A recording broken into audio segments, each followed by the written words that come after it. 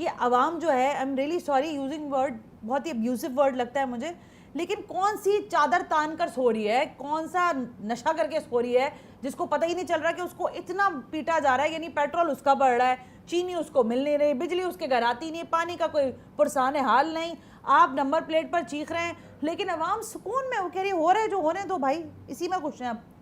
आपने अवाम को पढ़ने नहीं दिया। आप खानदगी सिर्फ उसको कहते हैं जो नाम लिखना जानता है, उसको आप कहते हैं हमारे यहाँ खानगी का रेशो ये है। आपने तालीम को भी चंद ख़ानदानों तक महदूद रखा हुआ है, जो एचिसन से पढ़ रहा है, जो बिकन हाउस से पढ़ रहा है, जो सिटी ग्रामर से पढ़ रहा है। जिसको आप 10,000 रुपये किराया दे रहे हैं, वो सिटी ग्रामर और बिकन हाउस से अपने बच्चों को पढ़ाएगा क्या? आप लोगों की शिफ्टिंग के अंदर 10,000 रुपये उसको किराया दे रहे हैं।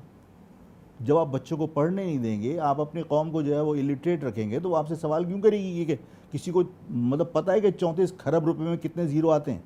आपने किसी को पढ़ने नहीं दिया है, तो ज़ाहिर आप फिर ये कहिए कि साहब अवाम चादर तान के सो रही। वो चादर तान के क्या सो रही है? उसको तो बेचारे को ख्वाब में भी रोटी नज़र आती है कि मुझे सुबह बच्चों को रोटी खिलानी है।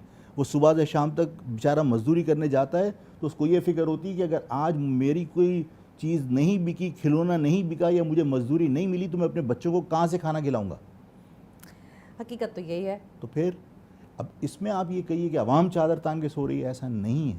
तो आवाम निकलती भी तो नहीं है ना आफाक भाई, मामला तो ये भी है ना, आप नहीं आवाज़ उठा रहे, आप अपनी मुसलसल बातें कर रहे हैं, लेकिन आवाम आपके साथ, सॉरी, आप अभी आवाज़ लगा दे, कल हम प्रोटेस्ट करेंगे, मैं देख लेती हूँ कितने लोग निकलते हैं सड़क पर। कोई नहीं निकलता। अगर मेरे साथ लोग नहीं थे तो एक दिन के लिए 144 डिस्ट्रिक्ट सेंटर में नहीं लगाना चाहिए था, रात को गिरफ्तारियां नहीं करनी चाहिए थी। अगर मेरे साथ लोग नहीं थे तो क्यों किया? नहीं थे लोग, क्यों परेशान हुए?